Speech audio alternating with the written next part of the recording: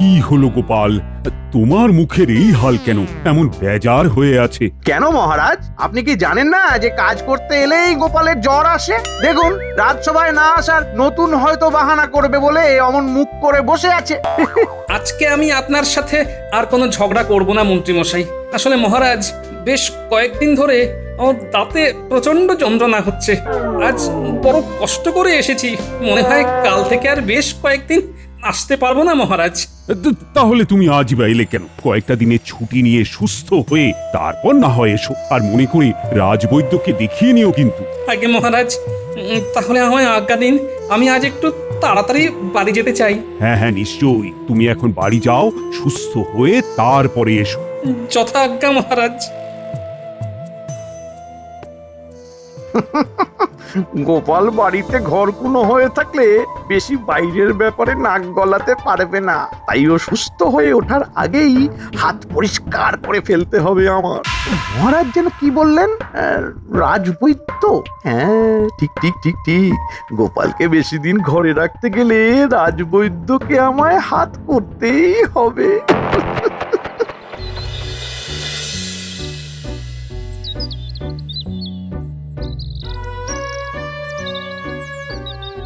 কি গো, এত তাড়াতাড়ি রাজসভা থেকে চলে এলে যে? এই তোমার কি তাহলে এখন খাবার খেতে দেবো? তোমার তো আবার ক্ষণে ক্ষণে খিদে পেয়ে যায়। তুমি কি আর আমার সাথে কথা বলবে না? এরকম পাট কাঠিতে করে করে লেখা দেখাবে? এই লোকটা আমাকে একেবারে জ্বালিয়ে মারলে গা। তোমার জ্বালায় আমি আর পারি না। বলি তুমি তাহলে চান করে এসো, আমি ভাত বেড়ে রাখছি। কোন লোকের পাল্লায় পড়েছি বলো দেখিনি? তুমি এরকম করলে আমি যে একদিন পাগল হয়ে যাবো গো। ঠিক আছে ঠিক আছে, দাঁড়াও না দাঁড়াও, তোমার এই দাঁতের ব্যথাটা সারুক। তোমার এই ঠিক নেই আমি বড় করব, বলে দিলাম আমি।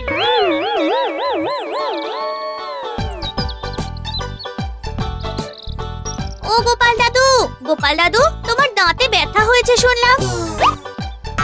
কি গোপাল দাদু, তুমি এরকম করে কথা বলছো কেন?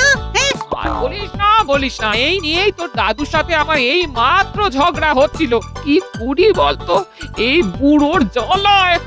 কিন্তু দিদা, তুমি তো জানো আমাদের দাদু কত মজার, তাই জন্যই এমন একটা বুদ্ধি বের করেছে। কি বলো? আমার কিন্তু এরকম করে দাদুর সঙ্গে কথা বলতে দারুণ মজা লাগছে। ও দাদু, তোমার দাঁতের ব্যথা সারানো হয়ে গেলে আমাদেরকে কিন্তু ওই ভোলা ময়রার দোকানের সব মিষ্টি একদিন খাওয়াতে হবে। হ্যাঁ, কি মজা কি মজা কি মজা কি মজা কি মজা।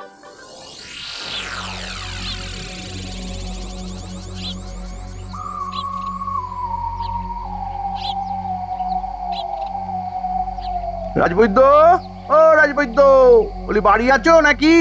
হ্যাঁ হ্যাঁ মন্ত্রী মশাই, এই তো। তা হঠাৎ আপনি এখানে? এই কিছু কথা আছে তোমার সাথে। চলো চলো, ভেতরে গিয়ে বলবো। চলো চলো। হ্যাঁ, তোমার সাথে আমার কিছু কথা আছে রাজবৈদ্য। হ্যাঁ, কি কথা বলুন মন্ত্রী মশাই। দেখো, শুনতেই তো পেলে গোপালের দাঁতের অবস্থার কথা। হ্যাঁ, শুনলাম। দেখো, গোপাল এখন যদি বাড়িতে থাকে বাইরের কোনো ব্যাপারে একদম নাক গলাতে পারবে না। তাই এই সুযোগে আমি রাজকোষ থেকে বেশ কিছু অর্থ চুরি করার কথা ভাবছি। সে কি মন্ত্রী মশাই? হ্যাঁ, আর গোপাল ওর দাঁতের যন্ত্রণার ওষুধ নিতে তোমার কাছে নিশ্চয়ই আসবে। তুমি যদি ওকে ওষুধ দিয়ে সারিয়ে দাও তাহলে আমার কার্যসিদ্ধি হবে না। তাই আমি বলি কি তোমায়, গোপালকে এমন ওষুধ দাও যাতে ওর ব্যথা কমার বদলে উল্টে বেড়ে যায়। এ আপনি কি বলছেন মন্ত্রী মশাই? বেশি সাধু সেজো না তো। আমার একার লাভের জন্য তোমার কাছে এসেছি। এই কাজ করলে তোমারও লাভ আর আমারও লাভ। চুরি করা অর্থের অর্ধেক অর্থ আমি তোমায় দেব, বুঝলে? এবার বলো, রাজি? হ্যাঁ, রাজি? আচ্ছা মন্ত্রী মশাই, আপনি যা বলেন তাই হবে। হ্যাঁ, আর আমাকে চটপট ঘুমের ওষুধের শিশি দাও তো। আবার ঘুমের ওষুধ নিয়ে কি হবে? কাজে লাগবে, কাজে লাগবে। এত প্রশ্ন না করে দাও তো।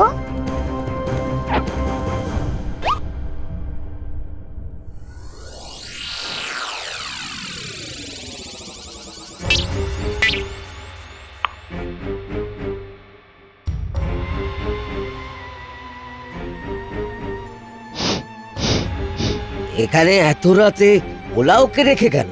যেই রেখে যাক না কেন, বড্ড খিদে পেয়েছে।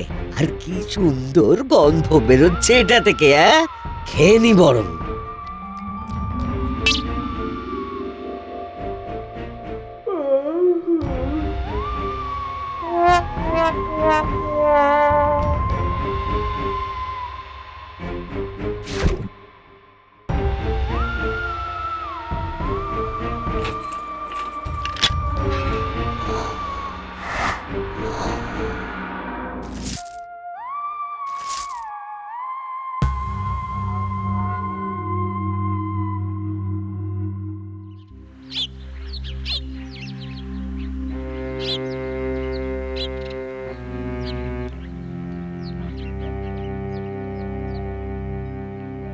রাজবৈদ্য, ও রাজবৈদ্য, কোথায় গেলে?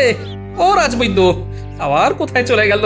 ও, এদিকে আমি আর দাঁতের যন্ত্রণায় দাঁড়িয়ে থাকতে পারছি না।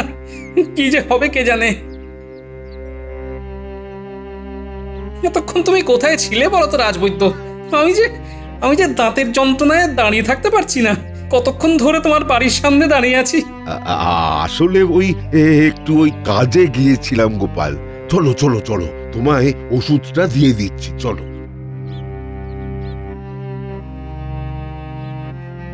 তুমি আমাকে বাঁচাও। আমি দাঁতের যন্ত্রণায় আর কথা বলতে পারছি না, কিছু খেতেও পারছি না। না খেয়ে খেয়ে এই একদিনে আমার প্রায় 50 কেজি ওজন কমে গেছে। দেখতে পাচ্ছ না আমার চেহারা? তুমি তো জানো, না খেতে পেলে আমার জীবনে শোকের ছায়া নেমে আসে। আমি কোনোভাবে ওষুধ দিয়ে বাঁচাও রাজবৈদ্য। ঠিক আছে গোপাল, তুমি বসো, আমি তোমায় ওষুধ দিচ্ছি। প্রতিদিন এটা 2টো করে খাবে। কয়েকদিনের মধ্যেই তুমি সম্পূর্ণ সুস্থ হয়ে উঠবে। তোমায় অনেক ধন্যবাদ। এখন আমি আসি।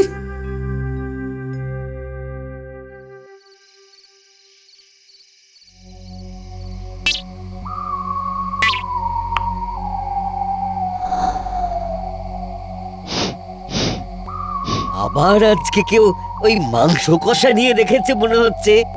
কোন সদয় ব্যক্তি আমার জন্য এমন খাবার রেখে যায় কে জানে। ঠিক আছে, খেয়ে নি, কি আর হবে।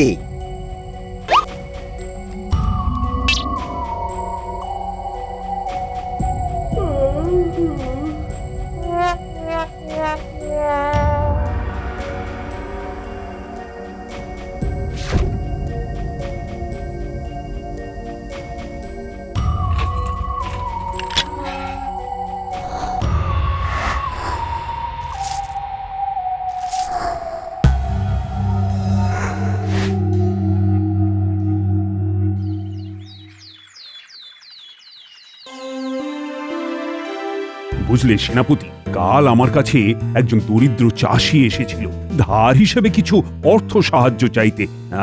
তাই আমি ভাবছি তাকে কিছু অর্থ দিয়ে সাহায্য করব। তুমি বরং একটু রাজকোষ খুলে 100 মোহর নিয়ে এসো তো। যথাজ্ঞা মহারাজ।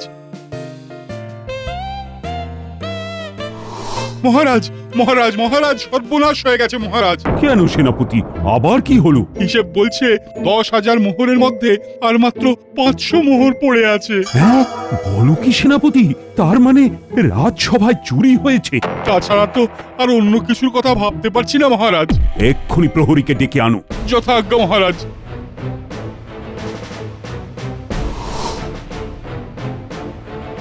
এই যে, তুমি পাহারায় থাকতে এত বড় একটা সর্বনাশ হয়ে যায় কি করে প্রহরী? তুমি রাত্রিবেলা পাহারা না দিয়ে কি করো?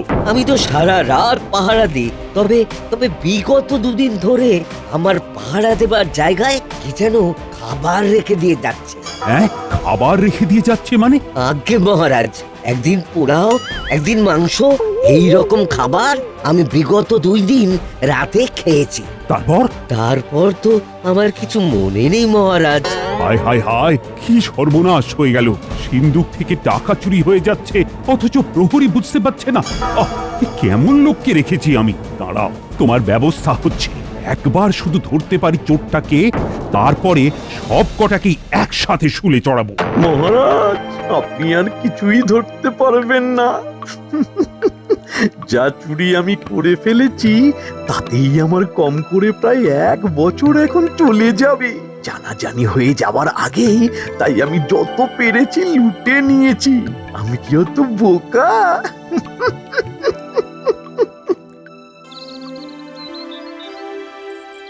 আর পারছি না, এভাবে আর থাকতে পারছি না। রাজবৈদ্যর ওষুধ খেয়েও তো দাঁতের ব্যথা কিছুই সারেনি। উল্টে এত বেড়ে গেছে, এখন দিন রাত খালি ওই ছাতুর শরবত খেয়ে থাকতে হচ্ছে। ইলিশ ভাপা খাইনি কতদিন, আয়েশ করে চিবিয়ে ডাটা চচ্চড়িও খাওয়া হয়নি, কতকাল হয়ে গেল। ও, অসুস্থ অবস্থাতেও তোমার নোলাটা কিন্তু একই রকম আছে, হ্যাঁ? লোভ এক ফোঁটাও কমেনি, হ্যাঁ? কি হে গোপাল, কেমন আছো? দাঁতের ব্যথা আগের থেকে একটু ভালো? আর বলো কেন বিজ্ঞানী, দাঁতের ব্যথা কমা তো দূরের কথা, প্রথম দিন যত ব্যথা ছিল তার থেকে আরো বেশি বেড়ে গেছে। এই প্রথম রাজবৈদ্যর ওষুধ খেয়েও কিছু কাজ করছে না। বলো কি গোপাল, রাজবৈদ্যের ওষুধ খেয়েও তোমার ব্যথা কমেনি, বরং বেড়ে গেছে? তাহলে আর বলছি কি? গোপাল দাদু, তোমার দাঁতে ব্যথা কেমন আছে খবর নিতেই তো আমরা এলাম। আর বলিস না পুঁটি, আমি ঠিক মতো কথা বলতে পারছি না রে। ব্যথা তো কমেইনি, বরং বেড়ে গেছে। কেন তুমি রাজবৈদ্যর ওষুধ খাওনি? খাবো না কেন, খেয়েও তো এই হাল। ব্যথা কমার বদলে উল্টে বেড়ে গেছে।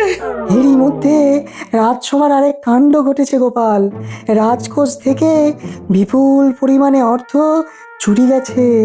বলো কি? আর রাজবৈদ্যের কথা বলতে মনে পড়লো, ইদানিং মন্ত্রীর বাড়িতে রাজবৈদ্যকে প্রায়ই আসতে দেখা যাচ্ছে। কি বললে? গোপাল দাদু, বিজ্ঞানী দাদু ঠিকই বলেছে। একটু আগেও যখন আমরা মন্ত্রীমশাইয়ের বাড়ির সামনের মাঠে খেলছিলাম, তখন দেখলাম কানামাছি বউ, ধর ধর ধর ধর ধর ধর ধর। চোর চোর চোর, ঠিক ধরেছি ঠিক ধরেছি।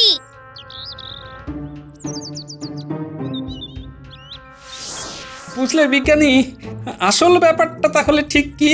কি গোপাল? এইবার আমি ওই 2 2 4 করতে পারছি। মন্ত্রী মশাই কেমন সে তো আমরা সবাই জানি, কিন্তু এবার রাজবৈদ্য সেই দলে নাম লেখালো। তাই যখন আমি রাজবৈদ্যর কাছে ওষুধ নিতে গিয়েছিলাম, তখন ওর হাতে একটা মোহরের থলি দেখি। তখন দাঁতের যন্ত্রণায় কাতরাচ্ছি বলে কিচ্ছু ভাবিনি, কিন্তু এখন তো ভাবতেই হচ্ছে। একটু খুলে বলো তো গোপাল, কি বলতে চাইছো? খেলাটা বুঝতে পারলে না? এই কদিন রাজসভাতে আমিও নেই, আর রাজবৈদ্য মন্ত্রীর সাথে হাত মিলিয়ে আমার ব্যথা কমার বদলে ব্যথা বাড়ার ওষুধ দিয়ে আমাকে কাহিল করতে চাইছে। তাই তো বলি, রাজবৈদ্যর ওষুধ খাওয়ার সাথে সাথে আমার ব্যথা কমার বদলে বেড়ে যায় কিভাবে? তাহলে এখন কি উপায় গোপাল দাদু? দাঁড়া, আমাকে একটু ভাবতে দে। একটা বুদ্ধি এসেছে। এতদিন ধরে আমার যে দাঁতে যন্ত্রণা করছিল, সেটা কাল থেকে বড্ড নড়বড় করছে। মনে হয় দাঁতটাকে গোড়া থেকে উপরে ফেলতে পারলেই আমার ব্যথা একেবারে নির্মূল হয়ে যাবে। এই দেখো। কই, হাঁ করো তো গোপাল। হ্যাঁ গোপাল, তুমি ঠিকই বলেছো। তাহলে কিভাবে দাঁতটাকে উপরে ফেলবে? দাঁড়াও, ঘর থেকে একটা দড়ি নিয়ে আসি।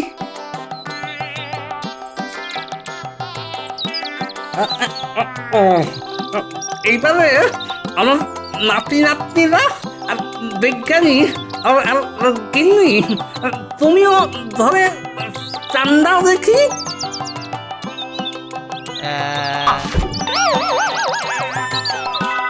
এখন একটু আরাম বোধ করছো গোপাল?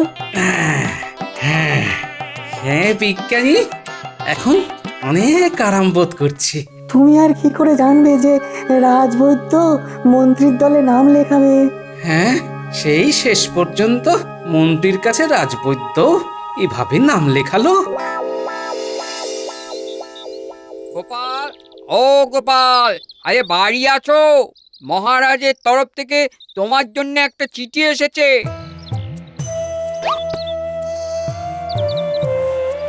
গোপাল, তুমি কেমন আছো? এই মুহূর্তে রাজসভায় তোমাকে খুব প্রয়োজন। রাজসভায় চুরি হয়ে গেছে, সেনাপতি সহ কেউ চুরির সমাধান করতে পারছে না। তুমি তাড়াতাড়ি সুস্থ হয়ে রাজসভায় এসো। হ্যাঁ, এবার আর আমার সন্দেহর কিছুই থাকলো না। এইবার আমি মন্ত্রী মশাই আর রাজবৈদ্যকে আসল মজা দেখাবো। ইনি আমার যদি একটু পায়েস করো তো, অনেক দিন পায়েস খাইনি। কাল দাঁত তুলে নেবার পর থেকে আমি এখন সম্পূর্ণ সুস্থ। একটু বেশি করে পায়েস করো, হ্যাঁ? আর আমাকে একটা গামলায় করে পায়েস দেবে, আর একটা আলাদা বাটিতে করেও দেবে, কেমন? তাহলে তো একেবারে একটা গামলায় পায়েস দিলেই হয়। যা বোঝো না তাই নিয়ে কথা বলো না তো গিন্নি, যা বলছি তাই কর।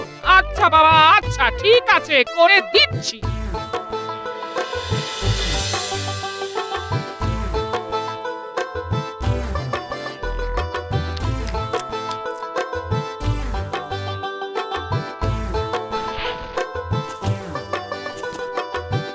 এইবার জমবে মজা।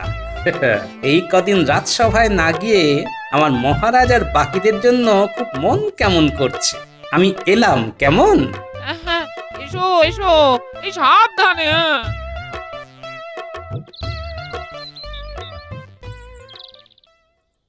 গোপাল দাদু, কোথায় যাচ্ছ হাতে বাটি নিয়ে? ওটা কি? এই তো আমার নাতি নাতনিরা। আমি আগে তোদের কাছে যাচ্ছিলাম রে, তোদেরকে নিয়ে রাজবৈদ্যর বাড়ি যাবার জন্যই বেরিয়েছিলাম। ও, তাহলে তো দেখা হয় ভালোই হলো। আমরাও তোমার খবর নিতে যাচ্ছিলাম, কিন্তু আমাদেরকে নিয়ে রাজবৈদ্য মশাইয়ের বাড়িতে কেন যাবে? সব বুঝতে পারলি? হ্যাঁ গোপাল দাদু, সব বুঝেছি। রাজবৈদ্য বাড়ি আছো? হ্যাঁ হ্যাঁ, এই তো গোপাল, বলো বলো কি দরকার? এখন কেমন আছো? যেমন তুমি রেখেছো রাজবৈদ্য। মানে? মানে এই যে তোমার দেওয়া ওষুধ খেয়ে আমি একেবারে সুস্থ হয়ে উঠেছি। তাই গিন্নি তোমার জন্য একটু পায়েসটা রেঁধে পাঠালো, তাই তোমাকে পায়েস খাওয়াতে চলে এলাম। তার আগে তোমার বাড়িতে ঢুকি, চলো। এই নাও রাজবৈদ্য, পায়েসটা খেয়ে নাও। কিন্তু আমি তো ব্যথা বাড়ার ওষুধ দিয়েছিলাম। গোপাল সুস্থ হলো কি করে? যাকে ওই যখন গেছে, তাহলে আর এত ভেবে লাভ কি? কি এত ভাবছো রাজবৈদ্য? খাবে না? হ্যাঁ, এই তো খাচ্ছি। আচ্ছা রাজবৈদ্য, তোমার স্নান ঘরটা কোথায়? আমার বড্ড পেয়ে গেছে বুঝলে, বড় বাইরে যাব। এই তো এখান থেকে ডান দিকে গিয়ে সোজা দেখতে পাবে, ওটাই স্নান ঘর। ঠিক আছে রাজবৈদ্য, তুমি খাও, আমি কাজ সেরে আসি, কেমন?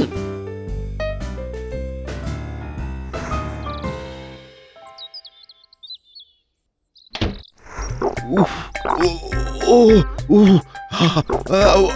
কি কি পেট গুড়গুড় করছে। এক্ষুনি স্নান করে যাওয়া দরকার, নইলে নইলে নইলে এখানেই হয়ে যাবে। ওদিকে তো আবার গোপালও এখনো বেরোলো না। কি যে করি? যাই যাই, ধাক্কা দি, যাই।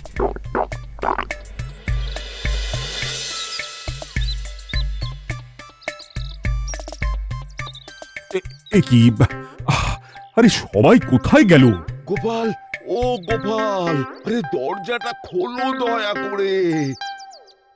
গোপাল, আরে ও গোপাল, এবার দরজাটা খোলো, না হলে আমি একেবারে ওই ল্যাজে গোবরে হয়ে যাব। খোলো খোলো গোপাল, তোমায় অনুরোধ করছি গোপাল, তুমি দরজাটা খুলে দাও। আর পারছি না। পুটি, ও এই পুটি, হ্যাঁ বলো গোপাল দাদু। মহারাজ এসেছেন? হ্যাঁ গো দাদু, এই মাত্র মহারাজ এলেন। রাজবৈদ্য, আমি একটাই শর্তে দরজা খুলবো, যদি তুমি রাজবাড়ির চুরির রহস্য আমাদের কাছে উন্মোচন করো। আসল ঘটনা যদি খুলে না বলো, আজ আমি দরজা কোনো মতেই খুলবো না। খুলে দাও গোপাল, খুলে দাও। আর আমি পারছি না। তুমি একটিবার খুলে দাও, তারপর আমি সব বলবো। আর তুমি লেজে গোবরে হয়ে গেলেও আমি খুলবো না। আগে তুমি সব নিজের মুখে স্বীকার করো মহারাজের সামনে। এই নাও রাজবৈদ্য, এই নাও, যা চুরি করেছি তার একদম অর্ধেক তোমায় দিলাম। ধন্যবাদ। কি বললে রাজবৈদ্য? তোমরা এত বড় একটা কাজ করার আগে দুবার ভাবলে না? তোমাদের চরম শাস্তি হবে। তোমরা এক্ষুনি রাজসভায় এসো। মন্ত্রী আর রাজবৈদ্য তোমরা যা অন্যায় করেছো তার জন্য তোমরা চরম শাস্তি পাবে। প্রথমত, তোমরা দুজনেই প্রথম 5 মাস বিনা পারিশ্রমিকে কাজ করবে। আর দ্বিতীয়ত, সকলের সামনে এক্ষুনি তোমরা দুজনের কান ধরে একসাথে উঠবোস করবে 200 বার।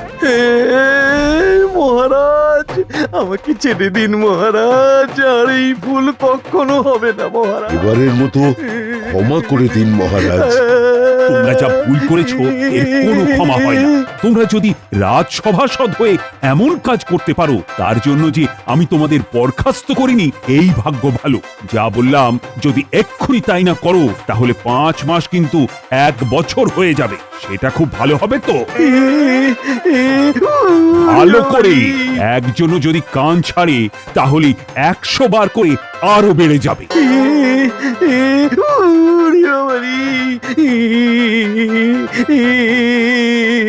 তাহলে দেখলেন তো মন্ত্রী আর রাজবৈদ্য, গোপাল ভাঁড়ের পেছনে লাগার কি পরিণতি হতে পারে।